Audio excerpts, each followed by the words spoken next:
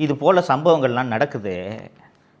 சம்பந்தப்பட்ட காவல்துறையினருக்கு கடுமையான தண்டனையை வழங்குவேன் என்று முதலமைச்சர் கடுமையாக இரும்பு கரம் கொண்டு நடவடிக்கை எடுத்திருந்தால் இப்படி இத்தனை அப்பாவிகள் செத்துருப்பார்களா? ஒருத்தன் பீச்சில் குதிரை ஓட்டுறவன் விக்னேஷ், இன்னொருத்தன் கோவிலில் செக்யூரிட்டி, ப்ரைவேட் செக்யூரிட்டி கார்டு 12,000 சம்பளம் வாங்குவான். அவன் செய்யாத திருட்டுக்காக 5 காவலர்கள் அவனை அடித்தே கொள்கிறார்கள் என்றால் காவல்துறைக்கு எந்த அளவுக்கு துணிவு வந்திருக்கிறது? இந்த காவல்துறையை கட்டுப்படுத்த முடியாத, கட்டுப்படுத்த அதிகாரமற்ற, கட்டுப்படுத்த திறனற்ற ஒரு முதல்வரை பொம்மை முதல்வர் என்று சொல்லாமல் வேறு எப்படி சொல்வது? சாதாரண பொதுமக்களுக்கு பாதுகாப்பே கிடையாது தோழர்களே.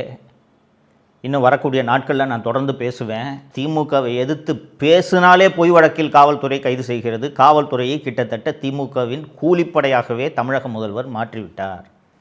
ஏன்னா எந்த காவல்துறை அதிகாரி மீதும் நடவடிக்கை எடுப்பதில்லை அப்படின்றத பல்வேறு சம்பவங்களில் நாம் பார்த்துருக்கோம். இந்த சம்பவங்களும் உதாரணம். அதனால் சாதாரண பொதுமக்களுக்கு பாதுகாப்பு இல்லாமல் எதிர்த்து குரல் கொடுப்பவர்களை காவல்துறையை வைத்து வேட்டையாடி காவல்துறையை ஒரு கூலிப்படையாகத்தான் திமுக அரசு இந்த 5 ஆண்டுகளாக பயன்படுத்தி வந்திருக்கிறது என்பதை பல்வேறு சம்பவங்களில் நீங்களே பார்த்திருப்பீர்கள்.